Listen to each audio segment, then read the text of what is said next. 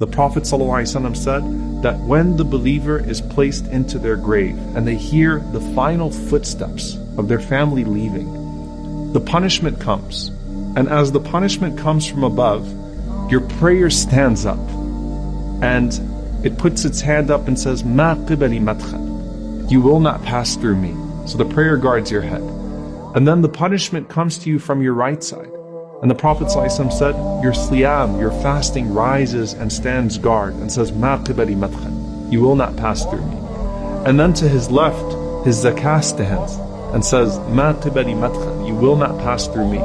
And then at his feet, his sadaqah and sila, his goodness towards his family and then his community, his voluntary charity, his truthfulness, his honesty, all of those things stand guard at the bottom and say, "Ma qibali madkhal." You will not pass through me.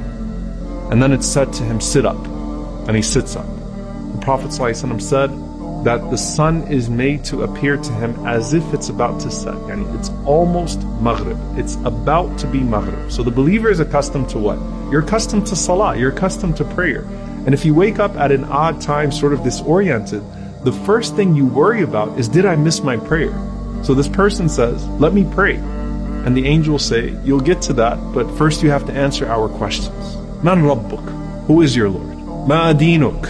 What is your religion? Man Nabiyuk? Who is your prophet?"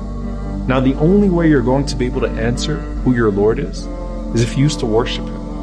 And the only way you're going to be able to answer what your religion is if you actually used to practice it. And the only way you're going to be able to answer who your prophet is, sallallahu alaihi wasallam, is if you used to actually follow him. And if you answer right, a voice cries out from the heavens and says, "Sadaqa abdi, my slave has spoken the truth."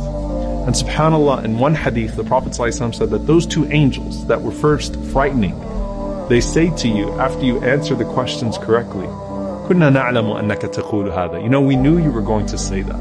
We knew you were going to answer these questions right. And Allah subhanahu wa ta'ala then calls out, supply him with the furnishings from Jannah. Clothe him from the clothes of paradise. Open for him a gate to paradise, so that some of its fragrance comes to him in his grave. And then his grave is expanded for him as far as his eye can see. And then at that point, you are laying in the clothes of Jannah, with a window to Jannah. And everything starts to feel like Jannah, starts to feel like paradise.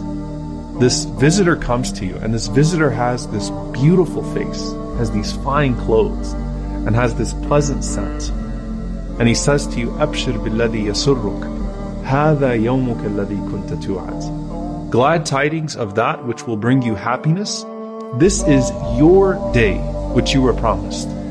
And so the deceased says, "Man ant? Who are you? فَوَجْهُكَ الْوَجْهِ يَجِيءُ بِالْخَيْرِ." That face of yours is only going to be a face that brings good news. And that person responds to you and says, "Ana amaluka salih." I am your good deeds. Now subhanAllah, imagine what your good deeds look like, all in one person. The beauty of that, bi'idhnillahi ta'ala, if you actually used to act upon that guidance from Allah. What does your Quran, your prayer, your fasting, your charity all look like in the form of one person saying to you, "I am your good deeds, and I'm here to give you good news."